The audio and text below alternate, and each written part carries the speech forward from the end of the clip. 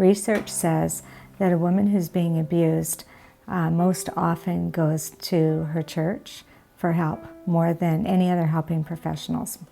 And there's a great place of support and prayer, but too often not a safe place to tell the depth and breadth of the story.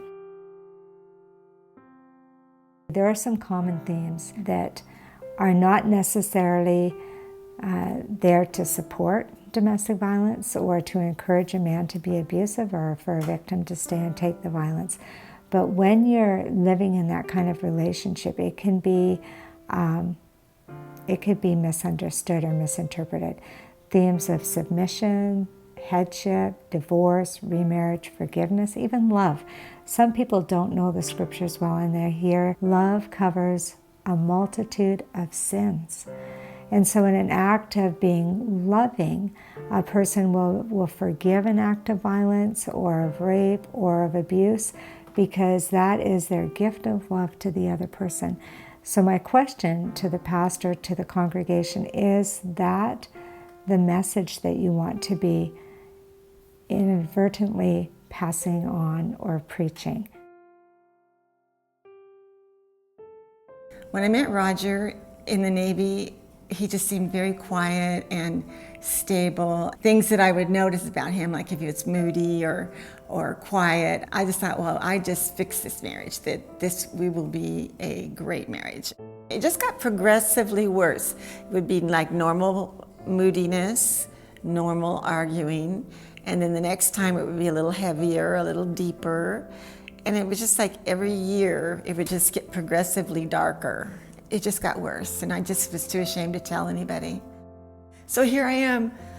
My kids look perfect, and Roger and I look perfect, but I was bleeding, and I can't speak for him on this. I just know what I was feeling. And so I was just so desperate for healing, and I prayed that I could talk to someone. God sent me a wonderful girlfriend, and so we talked and prayed, and she didn't know what to do either, And so I just felt like such a hypocrite, it's so funny, Roger. I would address it with him, I would talk to him, and we would both afterwards, when he was after a rage attack or whatever, he would go to the pastor, he'd say, there's something wrong. And they would just say, well, and the pastor would tell me, Connie, you're the stronger one in every way, spiritually and emotionally, and so it's up to you.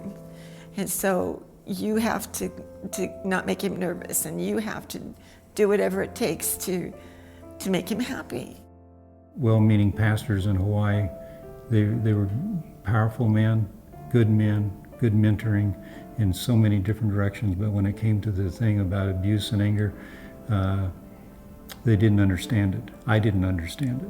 I would communicate with them saying, I need to step aside because I'm misbehaving at home. This is not appropriate for somebody to be in leadership in church.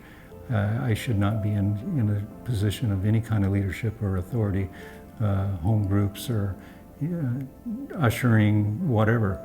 And yet they would say, Roger, it would leave too big of a hole in the congregation. It would cause too much gossip. You just need to read the Bible more. Connie needs to learn how to submit more. And so it would just fuel the fire. My senior pastor saw me at my worst at times in the home. He would come and pray with me, talk with me, and yet it was always sort of pushed towards Connie in some ways, that she needs to be more submissive. I just needed to learn how to pray more. There was no real tools. Some of the counseling that we received was Christian counseling, but again, it was submission to authority in a concept that was not appropriate for Connie and I. I think there's mutual submission to authority is important with each other, but when one is dominating over another one, that's inappropriate. He was Jewish, and he said, well, I don't really believe in Jesus, but he says, I don't know, Jesus wouldn't like the church you're going to and the marriage you're in. I go, oh, oh, okay. Roger was traveling so much, so it was hard for us to work together with the counselor. And I was just done. I was just done. My kids were exhausted emotionally, and I was just done. So I did everything I could. I went to every class that I could, went to every counseling session I could. And I just figured, well, if Roger never changes, I will be healed.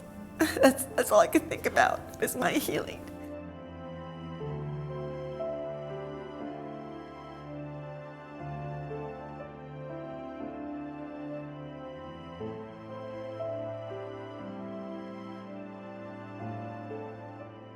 I'd prefer not to be sitting in front of a camera and talking about the fact that I was an abuser, that I was domestic. And yet that's what's freed me. It has given me a new freedom in life and a new peace in my heart about who I am as a person.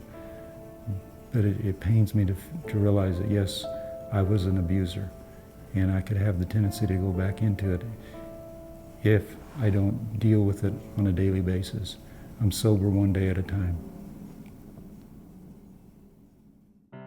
I think it's hard when someone confesses to being abusive or controlling or rigid, and they're part of the church leadership. This particular pastor, Roger, wasn't served well, and he still carries that pain with him because he was, in a way, making a confession, but he made it to people who weren't helpful to him as a man of God and as a man of faith. And so he continued on in his abuse in some very, very deeply depraved ways and deeply wounded his family.